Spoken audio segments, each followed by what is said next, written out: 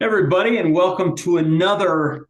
No, actually, I'm retiring for good this time episode of Phil and the Mic. I, as always, am Darren Michael, and with me, that handsome man that just came back from Miami, where he was actually the guy that was videoing the exclusive Tom Brady retirement announcement, and afterward, actually had a one-on-one interview with Gisele to get her thoughts. Mr. Phil Cleese. Phil, tell us about the trip, man. You look exhausted. You must have gotten in early this morning. Yeah, 5 a.m. It's 8:50 Eastern, so not a lot of sleep. And yeah, it was an interesting conversation with the ex Mrs. Brady. Mrs. Brady was none too happy, let's say that. Yeah. So what did you learn? Can you give us a little piece of what the conversation was like? It went something like it went something like this. It went, Tom, Tom is disgusting. What would Tom do this to me for? One more year, that's it? He divorced me for one more football season to get sucky? He sucked. 8 and 9, embarrassing family. Can't even bring him to my fun country. He embarrassed me. He's not a winner. He's a loser. That's why I run around with new men, young men. He's an old loser. That's how I feel about Tom. Tom. Wow. All the rings, Tom. You lost the wedding ring, Tom. He's I'm still very mad at him. that's right. Man, Very mad. she sounded quite angry. Now, did she let me ask you this. I mean, did you have to fight her off? I mean, here she is. I mean, she's an older, attractive woman. She's looking for a young stud, and you obviously are a stud, and you are significantly younger than Tom Brady by 5 years. So, I mean, did your wife have to be worried about that? I mean, were you on your best behavior? Yeah, I was on my best behavior. No, she had no interest in me. What are you? You are disgusting too. I look for foreign men with $12 billion. He he'll move on. I think the last thing she saw though was rumors that Tom is running around with 20-year-old women again. He's found these young women. They're just clones of me without the money. It's Well, I mean, disgusting. it's like what would you do if you were Tom Brady? Her last words to me though were a shout out to you because she enjoys your segment of the podcast. She doesn't like mine. But she did say, the Hoosiers, what the hell is a Hoosier? Oops. What the hell is a Hoosier? Tell him, get the hat off. Hoosiers suck. You know what? I'm okay with that. At least she's giving me some She's rep. becoming a bitter, angry middle-aged woman, let's face it. Yeah. Uh, I do want to talk a little bit about Tom Brady, but before we do, I have a trivia question for you, and I have a quote for you. All right, so let's do the trivia question first because I always Let like. me you do those two things, and I want to open up the segment with one stat on Brady. That's jaw Yeah, dropping. Go ahead. perfect. Let's do it. Let's do it. So, trivia question: who was Brock Purdy's college roommate? At Iowa State,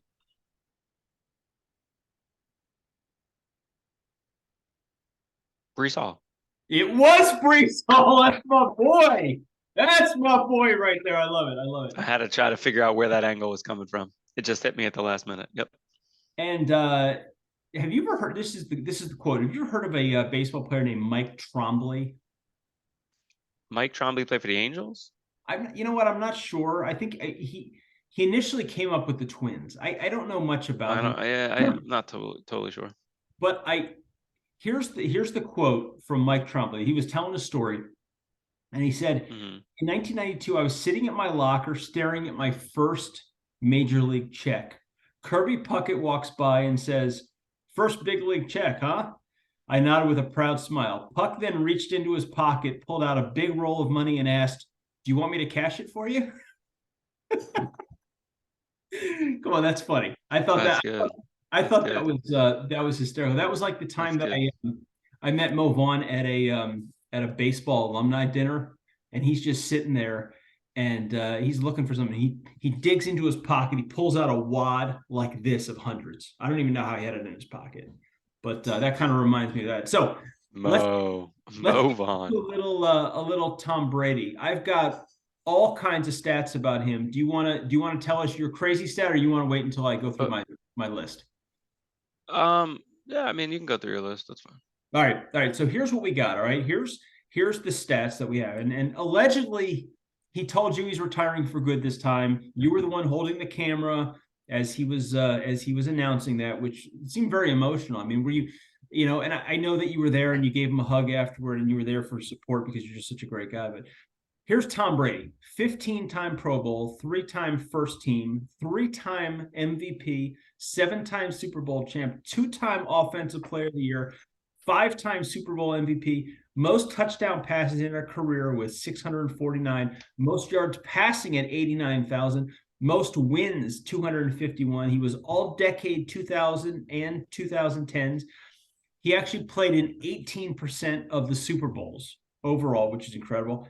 And the most interesting stat, he is the last active athlete to be drafted by the Montreal Expos. I'm just putting it out there. That's a very cool stat. Very different. You won't hear that on the talk In shows and the ESPN morning shows. 1995, he was drafted in the 18th round as a catcher. Didn't even know that. Yep. Pretty Interesting. awesome. Pretty That is awesome. pretty cool. So what do you got? What do you got? All right, I'll give you two. You didn't touch on either one of these. So just to Okay. put Tom Brady, I guess, in perspective for someone just dropping in from Mars, I guess.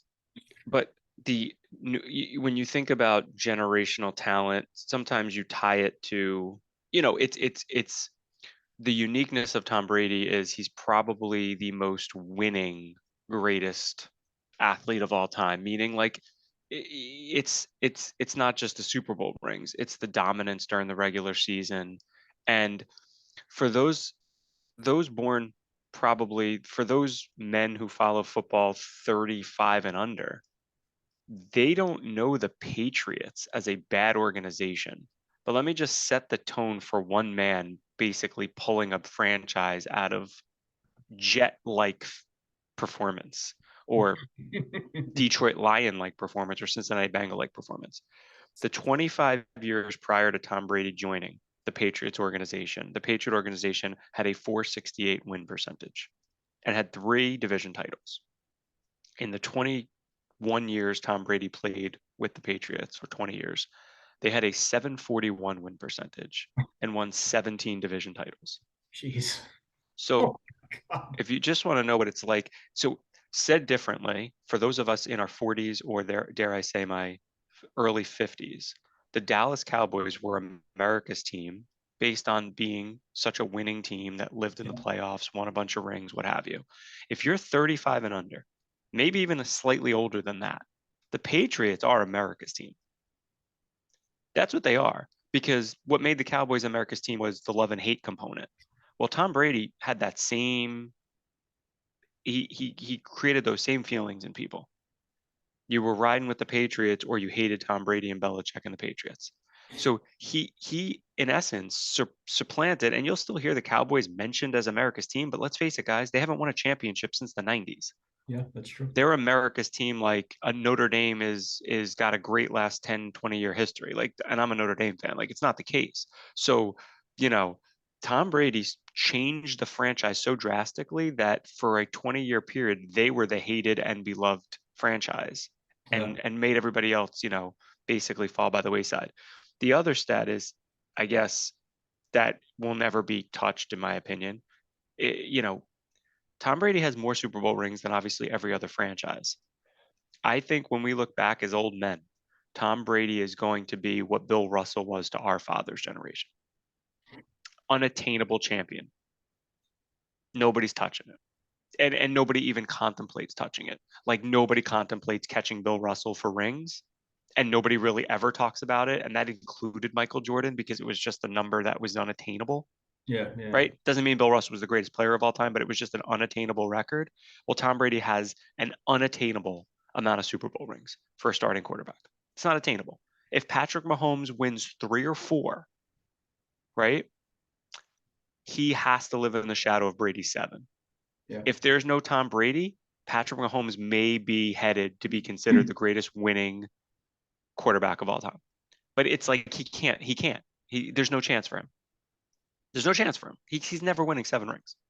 Like it's not happening. It's interesting that you mentioned that because it puts you in a category with such disparity nowadays. It's incredible that somebody can be that great for that long, and not just great, but that Yeah. much of a winner for that long. And you mentioned the Bill Russell comparison. I'll mention a guy like Wayne Gretzky.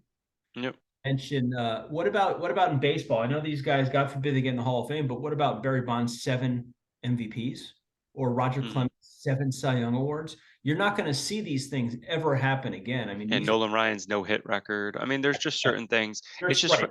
it's when you combine again, all good examples, and Gretzky's the best one to compare to Brady. But like when you compare the winning and the greatness, Yep. that's the rare combo where your performance, your statistics are all top of the class, but it came with all the winning. And That's right. that's just so rare. That's why Tom Brady is Michael Jordan, Tom Brady is Wayne Gretzky. I mean, at his sport.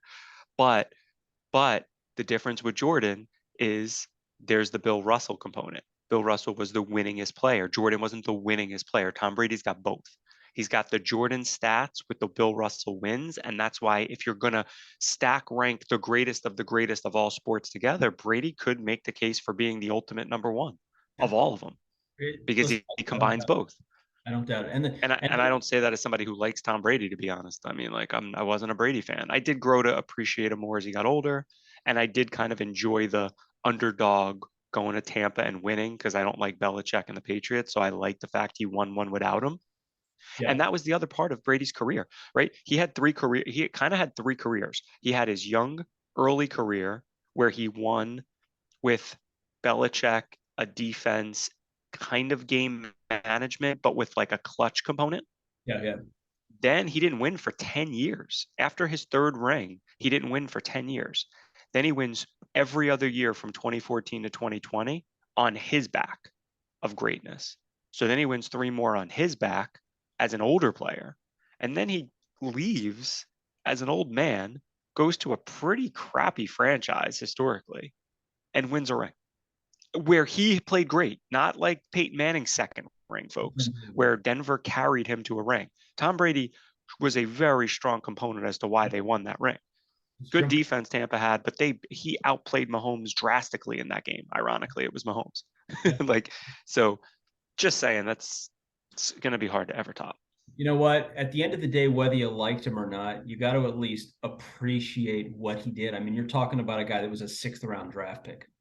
So it's just, you know, listen, I mean, as Jets fans, I know you and I never really liked him while he was on the Yeah, Patriots. of course. Well, I have the But same thing as it's, a Nick fan with Jordan. I kind of got caught in that yeah, situation. but it's right. But it's just, I think it's especially over the last 3 years where you've really kind of looked back at his career. You've taken yourself out of the fan zone and just put yourself into hey, let's look at this thing from just kind of an objective, like an unbiased perspective. And so the hatred for me, the hatred is all gone, and the deep appreciation is there now. And Agreed. so I love the story about what he's become. I can't wait to see the movie that's coming out. You hear about the movie that's coming out, 80 for Brady? I did not know that. It's like a documentary or an No, no, actual. it's got four like Jane Fonda is one of them, Sally Field is one of them. These four older women, I guess they decide their biggest bucket list is to meet Tom Brady. So they go to the Patriots Super Bowl, and it's a story about them somehow getting in and somehow meeting Tom Brady, and it's Oh, so it's like a joke. It's not like about Tom Brady per but se. It but is, but it's Tom's in it and Gronk is in it. So these that's guys are funny. really in it, which is kind of cool. So it comes out. I think it comes out tomorrow. I think. And I saw the preview for it. It just is. It looks so clever. And if anybody wants to know like the one word I would associate it with Tom Brady, because you could say greatness, you could say winning, most winning, whatever. It's really competitor. Yeah. Because at 44 years old, he told his supermodel wife, I'm going back to play football over being with you on a daily basis. And that can only be driven by being that much of a competitor. He lived and breathed football. I'm not And even making a joke out of it. I'm literally saying he lived and breathed football so much that after 7 rings and all the accomplishments yeah. and her sitting at home, he said, going back to Tampa, baby. Yeah. You don't like it? Get out. Maybe he didn't say that. Maybe he did. I don't know. Maybe she allegedly threw a bottle at him. Maybe she didn't. I don't know. Who knows? Maybe she was hanging out with the pool boy. I guess we'll We never don't know. We'll never know. It'll be interesting to see who he dates next. I'll make a prediction. He'll land on his feet. Okay. Yeah, I think he's gonna be okay. I think he's gonna be okay with his making 37. His salary. He's the only guy I know whose salary goes up once he retires from football. Oh, and I will throw a prediction out of his post career. I do not think this will go very well in terms of the analyst, the TV analyst, and I don't think he'll do it for very long. I don't think this is going to, I don't see his personality playing that great on TV. I don't think he's going to be great in that role. I never thought he was like the Peyton Manning or like he doesn't have the Tony Romo kind of whatever. We'll see. I don't think it's going to go on. I don't think he'll last long in it. I think he'll walk away from certain amounts of money because he doesn't care and he'll go do something else. I could see Tom Brady being an NFL owner. Maybe long term. I don't know. We'll see. That's what I see him being in that world more than being a TV guy. I don't know. I don't see that. Well, who knows? Who knows? But it's exciting. It's exciting. I want to jump into all the finalists were named for the NFL Honors Awards. Oh, let's go. And so what I want to do is I want you and I to make our predictions. We don't have to go into it because there's a lot of awards. Just make your prediction, and then next week when we have our next show, we'll see who got more of the answers right. All right. Sure. So let's start with I'm gonna go in order of importance. Okay. So the first one is going to be the award for Assistant Coach of the Year. Oh, Jesus. Okay. So Ben Johnson, the Detroit offensive coordinator, DeMarco Ryan, San Francisco. Ryan, stop. I think it has to have been since he got the head coach.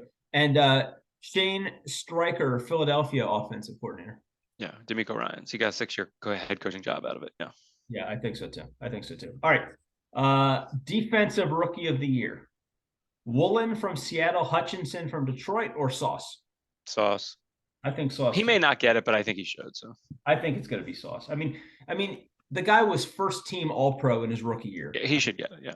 Come on. I mean, it should be unanimous. Let's be honest.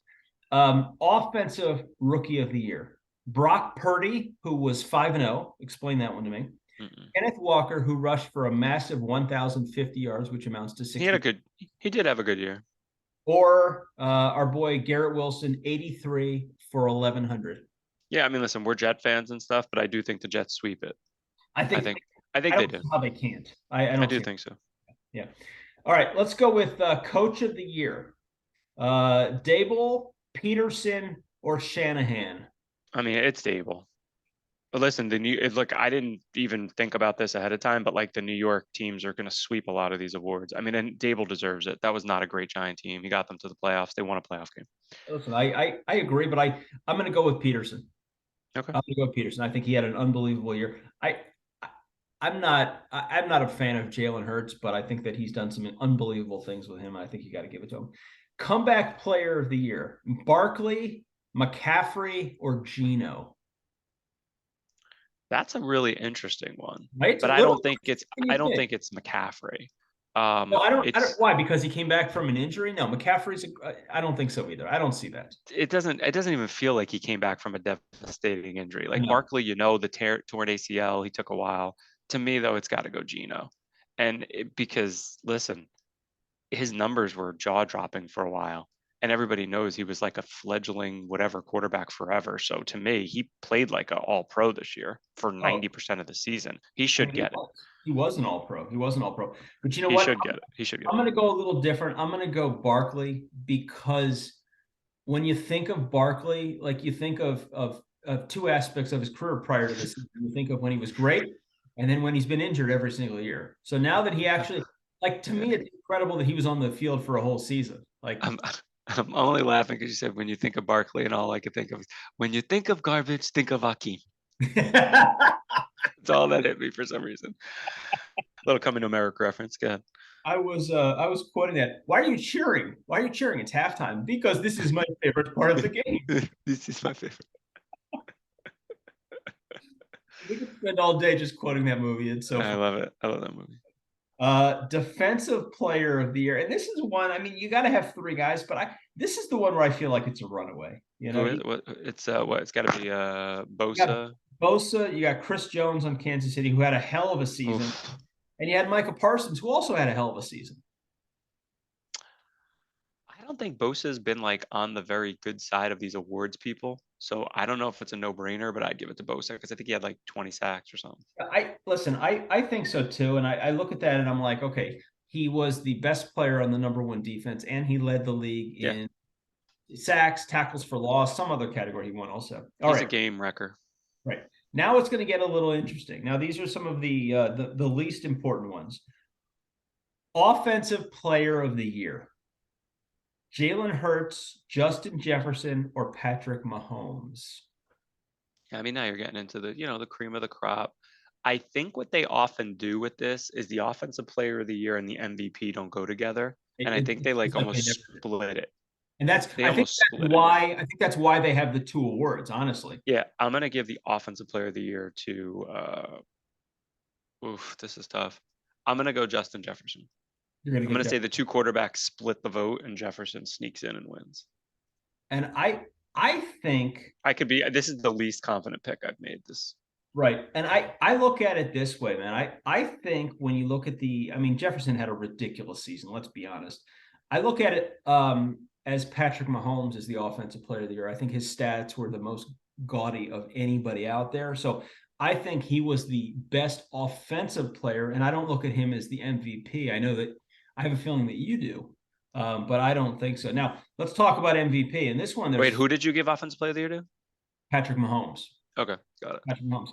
So MVP, this one we've got five finalists because it's just because it's by far and away the least important. So we've got Josh Allen, we've got Joe Burrow, we've got Jalen Hurts, we've got Justin Jefferson, and Patrick Mahomes. Who is your MVP there, Phil Calise? I just like the fact that Justin Jefferson gets in there with the four quarterbacks. I It's just know, right? we live in a different world. Could you imagine when we grew up a wide receiver being in that? It's just It not even possible. never They'd happened. be like 14th on the list. I Baptist. know, right? Jerry Rice never won an MVP, probably even finished close. Yeah, I don't think so. It was Jerry Rice. If you see Jared Rice, his yearly stats were usually never that out of control. I know he was just so consistent. He performed way up here forever. There's always guys above him and always guys below him, but he was way up there every single year for 20 years. On the MVP, I'm gonna actually, because he missed the two games at the end of the year and they didn't play well, I think it's gonna help his case. I think Jalen Hurts gets it. See, and that's what I think too. That's what I think too. I think at the end of the season, when you look at and listen, I mean, Mahomes He's not the best quarterback, but that doesn't mean he's not the MVP this year. right, Like, right. That's how I'm looking at it. I'm fine. looking at it like without him, they're nothing. I mean, We're on listen, the same page. without any of these quarterbacks, they're not anything. But Patrick Mahomes always does it at such a high level. If I was really being like, okay, I will say this. I'm going to say Hurts. I've made the pick, whatever. Well, maybe we'll have a Philly fan on at some point to debate this. But the Philly team is constructed in such a way that they're more likely to go 10-7 with Jalen Hurts out for the year, though, than the Bengals or Bills would. That's true. That's true. I mean, right. The Bengals and Bills are like a 5-win team without Burrow and Allen. So if you're just talking about MVPs, could you imagine another quarterback on Buffalo or on the Bengals? They're a 5-win team. The Eagles have a lot more talent all around and on defense and the whole 9 yards. So there's a very different situation here, but this is who they're gonna vote for, and I get it.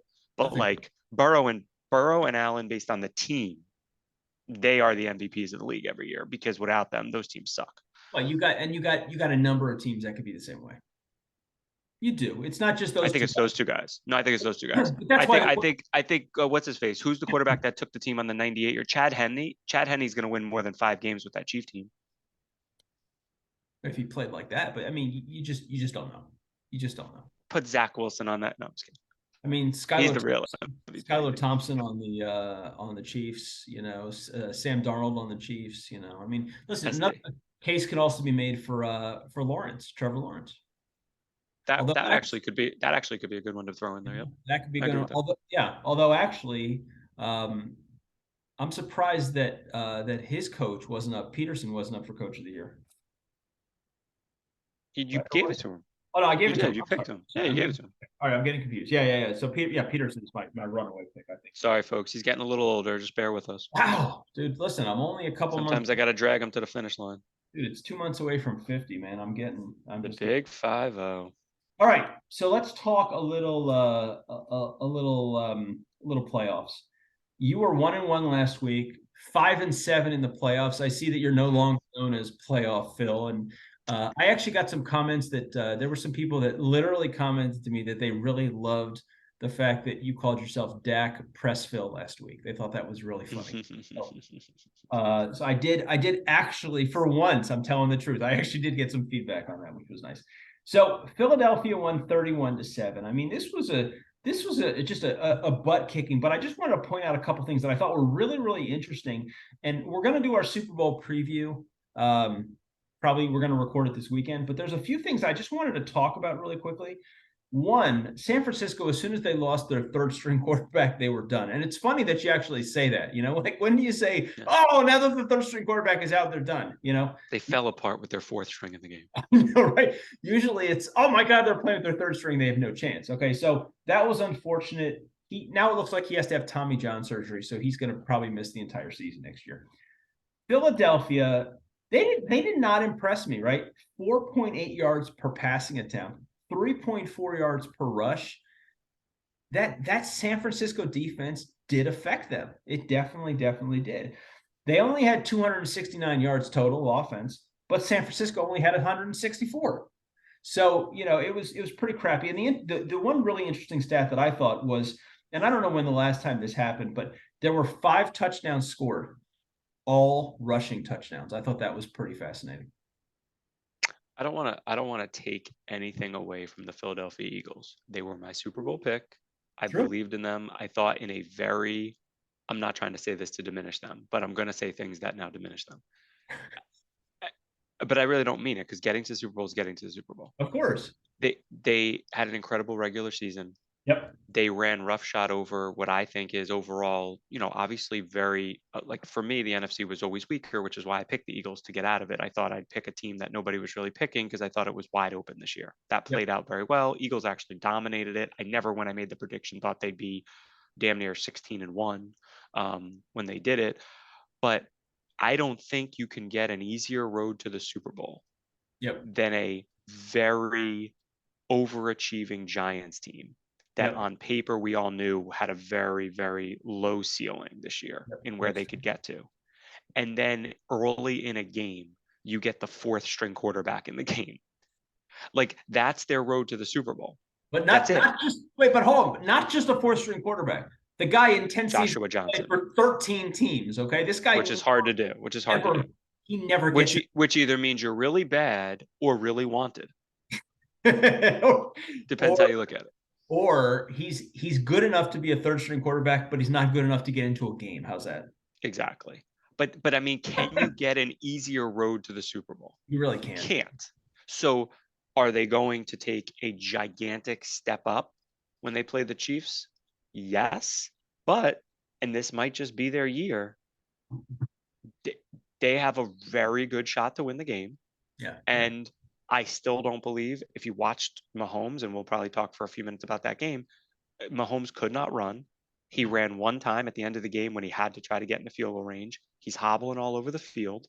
And I'm sure he aggravated it playing on it. So even though they get the extra week off, I'm not under the delusion he's going to be healthy for the Super Bowl. The high ankle sprain is supposed to require 3 to 4 weeks off altogether. So like, they're going to get a diminished Mahomes. So the Eagles Super Bowl run is the Giants, a 4th string Niners quarterback, and Superman with one ankle. I mean, listen, you'd sign up for that road to the Super Bowl and win it. I mean, I'm just saying. It may just be their year. It happens. It happens. It does. It does. I mean, it was, it wasn't much of a game, but, it was interesting because as soon as Brock Purdy went out of the game, we all knew the game was over. We all knew San Francisco was about to get just clobbered. I mean, they were going to have a hard time winning with Brock Purdy in Philly anyway. 100%. I'm not trying to take anything away. Like 100%. That defense. I mean, they couldn't stop that defensive line of Philadelphia, and I have a feeling that Kansas City's probably going to have the same difficulty. So let's move on to the Kansas City Cincinnati game. Now, this was actually a great game. The first game was unfortunate. It was unfortunate for San Francisco, but this game was a great game. When you look at some of the numbers, it was fairly evenly. Cincinnati passing 271 yards, a touchdown, two interceptions, which definitely was costly. 17 rushes, 71 yards, and a touchdown. Kansas City, 326 yards passing, two touchdowns. What really worries me about Kansas City was the fact that they rushed 20 times for 42 yards. That is definitely not a good sign when you're going up against such a great defense in the Super Bowl. The interesting thing was at 13:30 left in the fourth quarter, Cincinnati tied it up. So I just want to kind of break down the fourth quarter in your mind as to what happened, because I know that Cincinnati got the ball back with 2 minutes to go. Talk to me about your impression of those last 2 minutes of the game. You're talking about once Cincinnati had a punt back to Kansas City?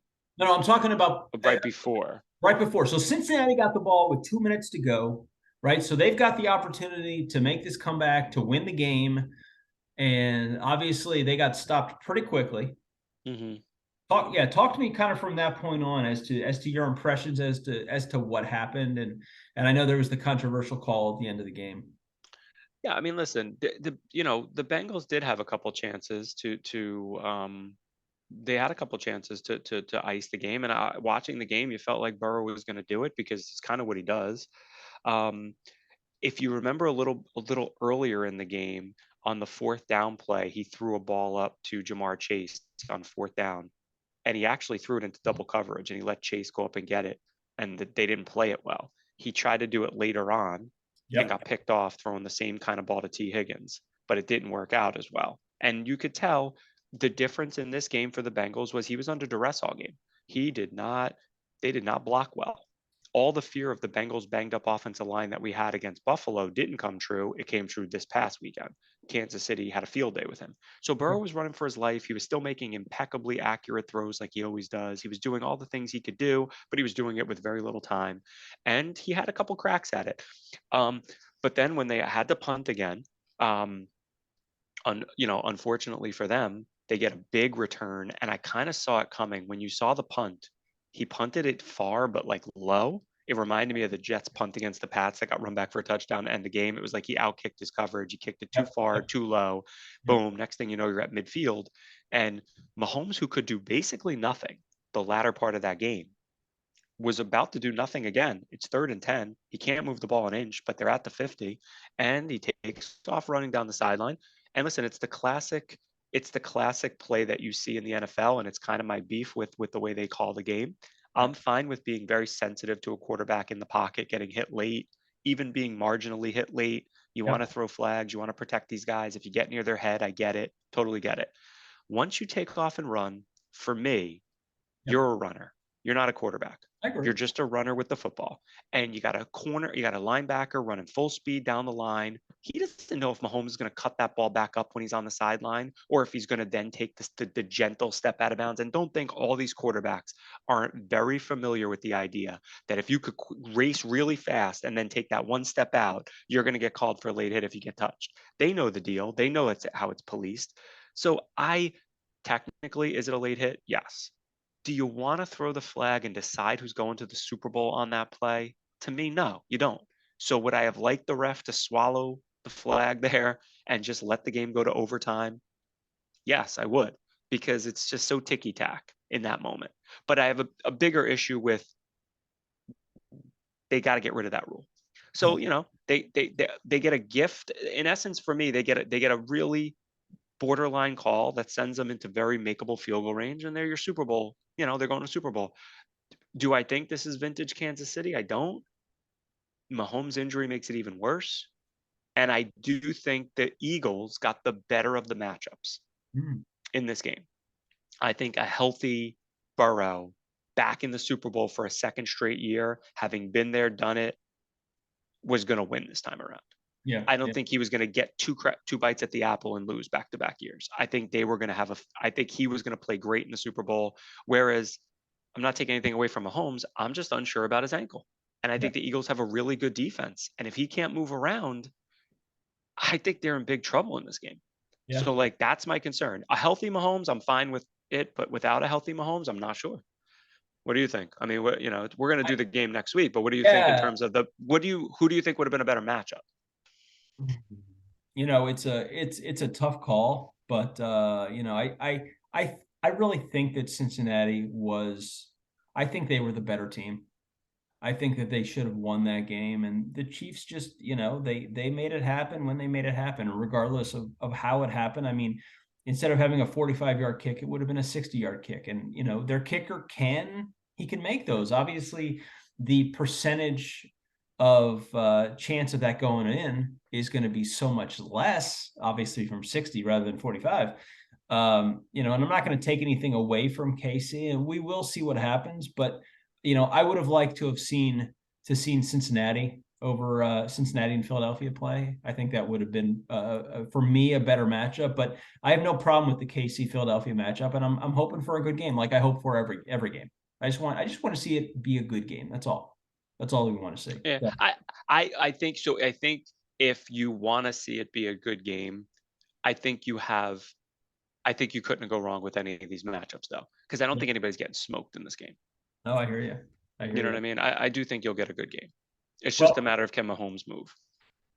and we'll talk about that more. We're gonna have a whole episode devoted to that, so we'll really get into that. I wanted to just run a couple other things by you. This is a segment I refer to as thumbs up, thumbs down. And Got what it. I'm going to do is I'm going to give you some coaching hires, and I want you to give me the thumbs up or thumbs down. Okay. Rams offensive coordinator Matt LaFleur. Thumbs up. Excellent, excellent. Carolina Panthers Frank Reich, head coach. Sideways. Not Okay. sure. Fair Not enough. sure. DeMarco Ryans head coach in Houston. Give DeMarco time, but head thumbs up. He was a great player. Gotta give him some years. Gotta give him some years. And definitely. And last but not least, Sean Payton going to the Denver Broncos. This is just I hate it for everybody. I hate when we trade high compensation for a guy. I hate that they make Sean Payton out to be like Bill Walsh or Bill Belichick. I hate everything about this on both sides, honestly. The only side that made out is the Saints, because he retired prematurely on them, and they managed to get a first-round pick and a third-round pick for him. So great for the Saints organization. I just hate it. It's like, go away, Sean Payton. He's not that good of a coach to me. Like that, we're trading high picks for him. Whatever. I mean, okay. I almost put him in the same category as John Gruden. Yeah, it's just more hype to me, more hype than substance. Like I'm not the biggest Sean Payton guy.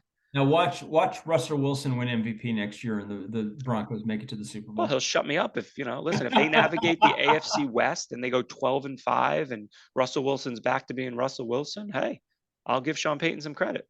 Now the a couple more things I want to talk about. One is the All Pro team. Okay, and this is interesting because this is the first year since 1951 that they're not going to have a full contact game. I mean, that's pretty serious. It's flag football and skills competition. Okay, and whatever. I'm going to get your opinion on that in a second, but I wanted to talk about the AFC, right? Like all the quarterbacks that were named to the team can't play, right? They're either Mahomes in the Super Bowl, then you've got Allen, Tua, Josh Herbert, Lamar Jackson. They're all out due to injuries, right? So AFC is scrambling. So they need to get some new quarterbacks. So who do they get? They take Trevor Lawrence, who perfectly fine with. He had an incredible season. Yeah. That was great. Derek Carr, who had an average. He was fine. He had a fair. There's been worse quarterbacks that probably made a Pro Bowl. Yeah, but he's okay. But Tyler Huntley made the Pro Bowl, and for those of you that don't know, he's the backup quarterback of the Ravens. Just to let you know, I just want to tell you his Pro Bowl resume because it's really, really impressive. He played 5 games. He went 3-2, and then his 6th game he lost in the playoffs. Here's his stat line: 75 completions, 112 attempts, 658 total passing yards in 5 games, 2 touchdowns, 3 interceptions. So my only question is for you is, huh? What? Did I miss something? Is he related to What the that person tells that me is fixed Mike that? White was one healthy riblet away from being a Pro Bowler. Seriously, If he right? could have kept his Mick ribs healthy, he'd have been in the Pro Bowl. Yeah, seriously. I mean, Yeah. is that how bad the quarterbacking was in the AFC? I mean, there's nobody. Yeah, well, I mean, you got like 11 people out of the mix. There's only so many. I guess it just gets down to that, but that's crazy. I Yeah, mean, my God, I stupid, mean, silly. unbelievable. So I thought that was interesting. So, but now you and I talked off the air about this. I mean, the All Pro game has become a big joke. I mean, is this going to breathe some life into? Do fans want to watch a flag football game and a skills competition? So I'm not your best demographic, but I can tell you my 10-year-old son is psyched for it. I can just tell you that. I think the young kids will love it. You know why? Because I think flag football is being played in the youth levels a lot more. Like Yeah. in my area, it's super popular. The kids Yeah. all love playing it. And I think it'll be more fun to see like their favorite players doing something like that. And I think even for grown-ups that like just watching football and can watch kind of any two teams play, it'll be a better product than watching people run into a line and all hug each other because nobody wants to tackle anymore in Pro Bowl. So like and I always have been a fan of the skills competition. Being 40 years old, I go back to remember on Saturday morning they used to have like the skills. Like You'd see wide like the world of quarterback, sports and stuff. Yeah, yeah, yeah. like all that stuff. Like that was cool. I always enjoyed watching the quarterback try to hit a target from 50 yards. Or I think that's fun. If they make it with all the modern technology, they could certainly make that a fun event. I'd like to see people run the 40 against each other or do some cool. They're more athletic than ever, so I think they could do some really fun things. I think that could be fun. Make it fun. Nobody wanted to do the Pro Bowl. Nobody wanted to tackle. Yeah. Rightfully so. They're playing 17 game seasons. Yeah. Nobody wants to do it after the year's over, and it's a bad product to watch. So why have it? Why have it? The Listen, alternative is to just name people and not do anything, and I don't think anybody wants that. you know what? At the end of the day, it's worth trying something new. Yeah. Yeah. What's the worst that could be? The product with the Pro Bowl was so bad the last 12 years. It's been So bad. just try something. Yeah, listen, I don't doubt that. Four things I just wanted to talk about really quickly. I'm just going to mention them. It was interesting that San Francisco closed the door on Garoppolo returning. Like they Yeah, said, they he is really did. not coming back, which is interesting because now all they have is Trey Lance. Yeah. And so he's coming off a big injury too. So I thought that was really interesting. So we'll see where he lands. So now you got Garoppolo and Carr both definitely going someplace else. We'll see where the dominoes fall with those guys. Yeah. Also, Ozzy Osbourne announced that he is retiring from touring. His back is just so bad that he just I don't even know how he stands up anymore. But I was Ozzy sorry. Osbourne hasn't aged like Tom Brady. Not quite, not quite, not quite. And the funny thing is, they're the exact same age, so that's interesting. Uh, and then a couple big names passed away this week. So rest in peace, Billy Packer. Everybody knows him as the Final Four analyst. What's the Final Four without Billy Packer? It's gonna be really odd this year. 82 years old, and Bobby Beathard died at 86. He helped build 4 Super Bowl champions with the Fins and the Fins and Skins. Um, so unfortunate that we lost those two guys. Bobby Beathard is an NFL Hall of Famer. He got in a few years ago, and rightfully so. So that is that. Excited about the next episode, and it's going to be coming out. We're gonna record it sometime this weekend, so it's going to be coming out sooner than later. All dealing with Super Bowl.